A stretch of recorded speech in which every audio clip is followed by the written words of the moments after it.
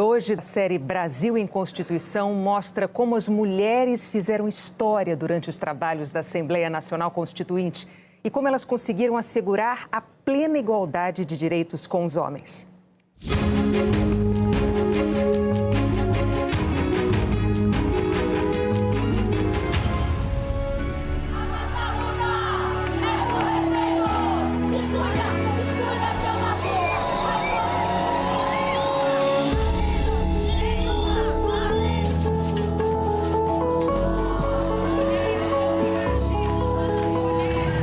Protagonistas. Donas do próprio corpo.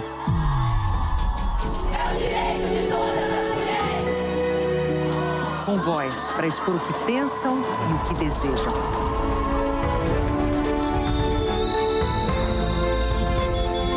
Mas nem sempre foi assim. Para falar sobre essa história de luta das mulheres, é preciso voltar ao passado. E pensar que as brasileiras só conquistaram o direito de votar, que é um direito básico de cidadania, em 1932. Eram educadas, antes de tudo, para serem esposas.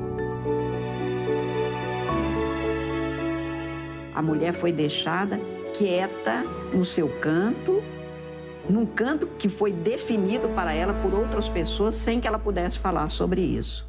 Esta transformação de abrir todas as portas, de escancarar, representa uma revolução muito grande. Havia uma história de não participação feminina, depois havia uma história de opressão, o homem era o chefe da sociedade conjugal, a mulher casada só podia trabalhar com autorização, só podia celebrar contrato com autorização. Isso vai até o início dos anos 60, quando vem o Estatuto da Mulher Casada. A conquista da igualdade só veio em 1988 em uma frase da Constituição. Artigo 5º, inciso 1. Homens e mulheres são iguais em direitos e obrigações. Um direito que parece óbvio veio depois de décadas de reivindicação. Uma luta que amadureceu até chegar a um momento histórico.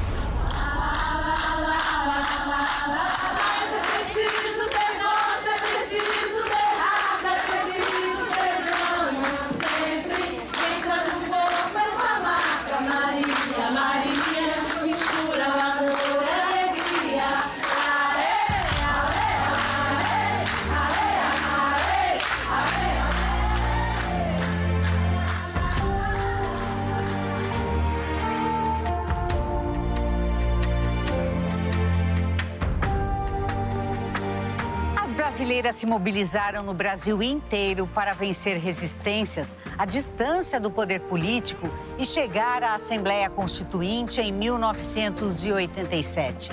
Eleitas por partidos diferentes, se uniram num sentimento em comum. Tinha chegado a hora. Se a lei maior do país seria escrita, teria que ser também com a voz e a letra das mulheres. Eram 25 deputadas constituintes, menos de 5% do Congresso Nacional, mas estavam aqui representando 70 milhões de brasileiras. Mas aqui dentro, eles ainda falavam de cima para baixo. Na mesa diretora, o presidente era um homem, vice-presidentes, 2 homens, secretários, 3 parlamentares do sexo masculino. No chão do plenário, eram 21 homens para cada mulher constituinte. Durante todo o processo de elaboração da Constituição, elas trabalharam em dupla jornada.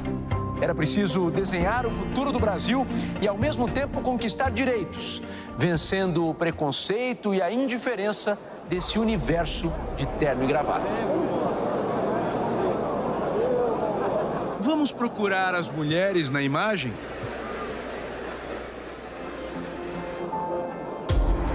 Quase invisíveis. Ser um pontinho na multidão nem era um problema. As mulheres constituintes não queriam ser vistas, queriam ser ouvidas. Senhor presidente, gostaria de fazer uso da palavra. Era uma bancada única. Não era só unida. Era assim, era mexer com, igual uma formiguinha. Você mexe com uma, mexe com todas. E assim, antes mesmo de escrever a Constituição, elas reescreveram a realidade. As mulheres brasileiras, antes da Constituição, eram cidadãs de segunda categoria. Pode parecer incrível, mas nós tínhamos um Código Civil ainda de 1916 que regia a vida familiar, onde o homem era o chefe da sociedade conjugal. De Castro, a desigualdade entre os sexos é um problema cultural que surge muitas vezes nessa idade, quando o menino é incentivado a ser forte e valente, deixando todas as fraquezas para as meninas. Enquanto os pesos e as medidas forem diferentes para homens e mulheres, nenhuma Constituição será equilibrada.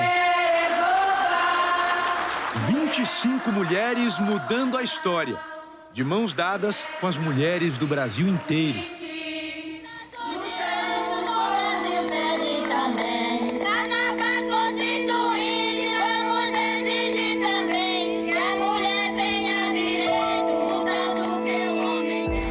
A minoria representava a maioria.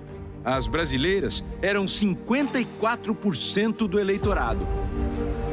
E nos corredores do Congresso, multidões deixavam isso evidente todos os dias. Para essas mulheres, esta é a hora de acabar com a discriminação. Elas querem que a mãe de todas as leis, a Constituição, também possa ser chamada de palavra de mulher. Até em silêncio, as mulheres foram impondo a própria voz. Um dia, um ou dois deputados, lá vem elas, aquelas mulheres todas de batom, o que elas querem, desmoralizando. Depois nós pensamos, batom, a boca é o batom. A boca que fala, a boca que articula, a boca política. E nós, então, de uma certa forma, usamos, essa imagem para imprimir um nome à nossa campanha e que ficou conhecida como Lobby do Batom. Esta é a Carta das Mulheres pedindo igualdade de direitos, o fim do autoritarismo e da discriminação. Esperando que o plenário não só acate a proposta de que a família no Brasil é constituída também pela união estável, mas para assegurar a plena igualdade de direitos e deveres entre os cônjuges. Foi um tempo de muita luta, né, Jaqueline? Até me emocionei, que eu não tinha visto eu falando aí. De batom, claro.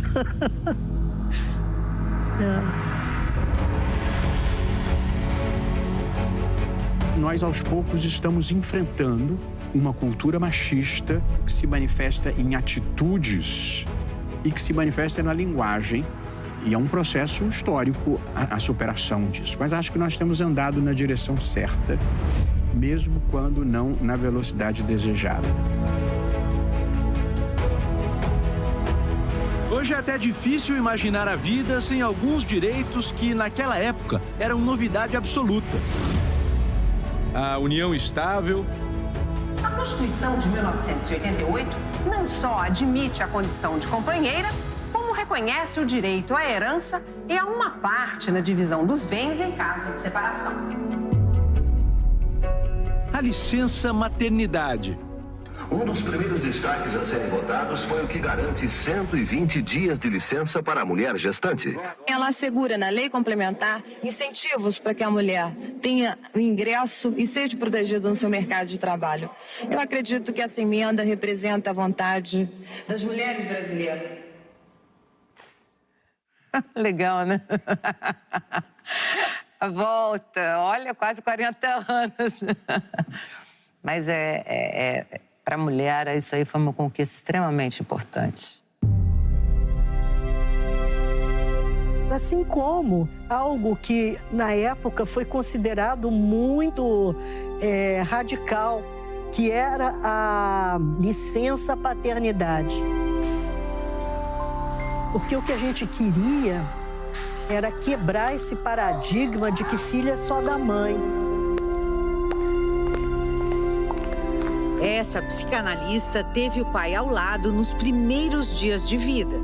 O pai, ele vai cuidar junto dessa criança que está num estado vulnerável e vai passar a se responsabilizar por esse ser.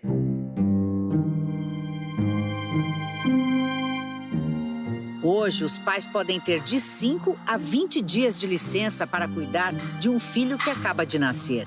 Mas para chegarmos até aqui, um pai constituinte, um homem, teve que enfrentar o machismo.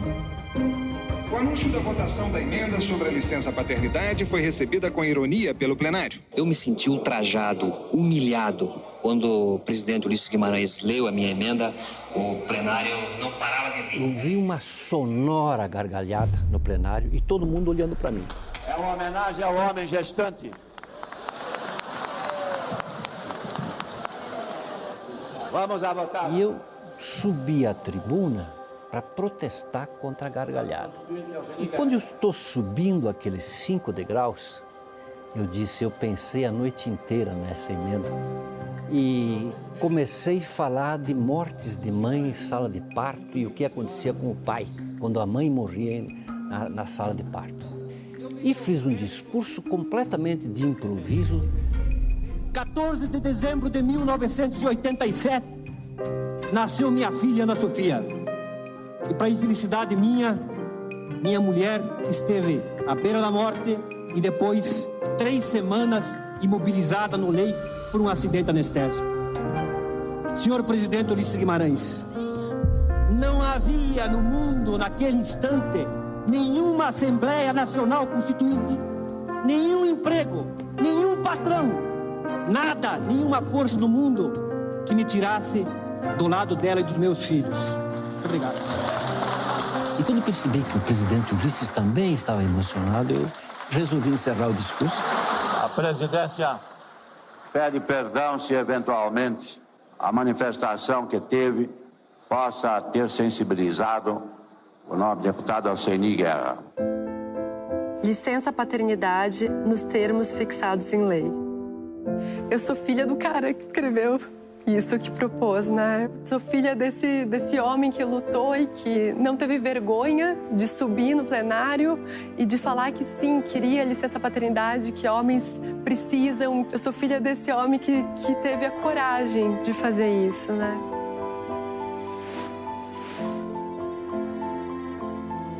Essa licença paternidade faz gente chorar mesmo, né? Na véspera do discurso, eu passei a noite cuidando dela.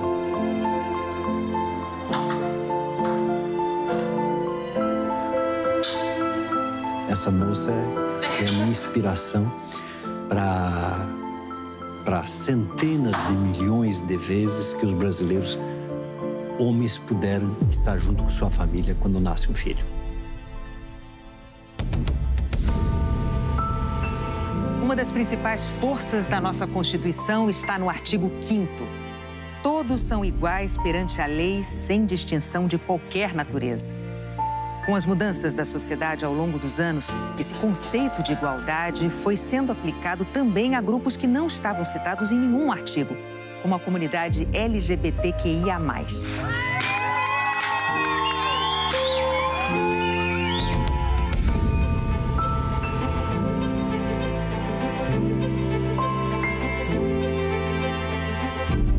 Hoje, todos os brasileiros podem escolher com quem serão felizes para sempre.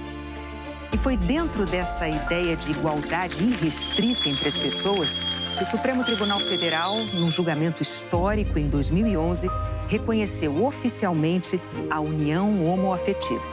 Aqui, o reino é da igualdade absoluta, pois não se pode alegar que os heteroafetivos perdem se os homoafetivos ganham. Quem ganha com a equiparação postulada pelos homoafetivos?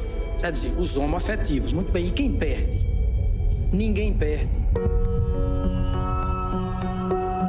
Como é que foi esse julgamento para você? Cada voto eram 2 ou 3 lágrimas que caíam.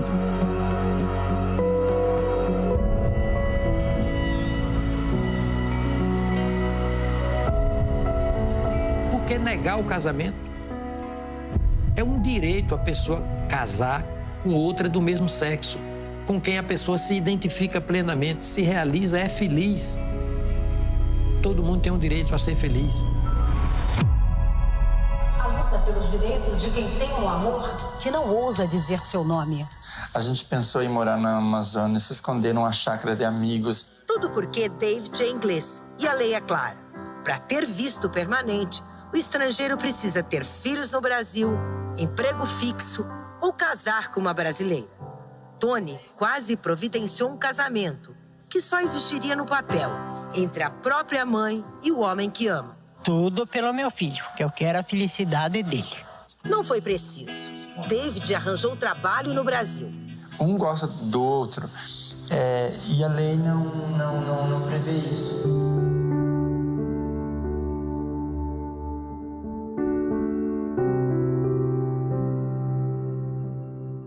A finalidade da vida é ser feliz. E eu sou muito feliz, assim, então, ver a minha mãe, ver o David, é muito legal. E o Estado, ele existe para proteger as pessoas. A luta foi longa, por isso dá para entender a pressa.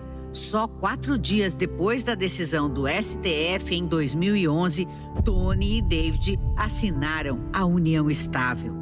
Em Curitiba, Tony Reis registrou a união estável com o tradutor David Harrod, com quem está há 21 anos. Como é legal você estar realizado. Valeu a pena, com certeza outros casais não vão sofrer isso. Porque as pessoas querem ser felizes. A base é a mesma, a Constituição, mas os direitos vão evoluindo rapidamente. O Superior Tribunal de Justiça autorizou pela primeira vez que um casal do mesmo sexo se case no papel, assim como os heterossexuais. Em maio, o Supremo Tribunal Federal já tinha reconhecido a união estável entre pessoas do mesmo sexo.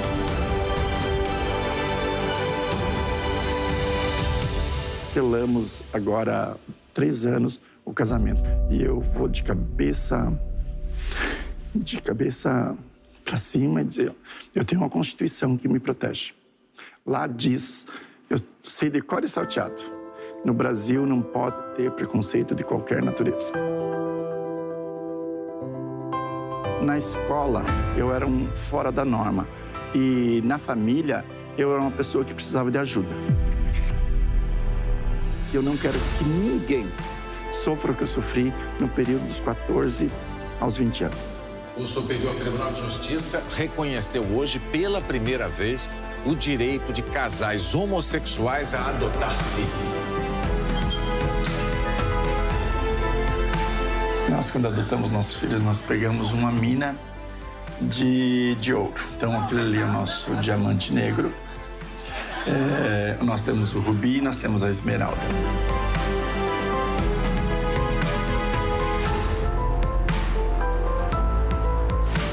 Os ministros do Supremo não inventaram o casamento gay. Eles não criaram os gays. Eles não criaram as mulheres. Eles simplesmente leram aqui. Todos são iguais perante a lei, sem distinção de qualquer natureza. A união homoafetiva é filha da luta das mulheres pelo reconhecimento da união estável. Pode levar anos, mas os direitos, pouco a pouco, vão saindo do papel. A Constituição existe na vida real.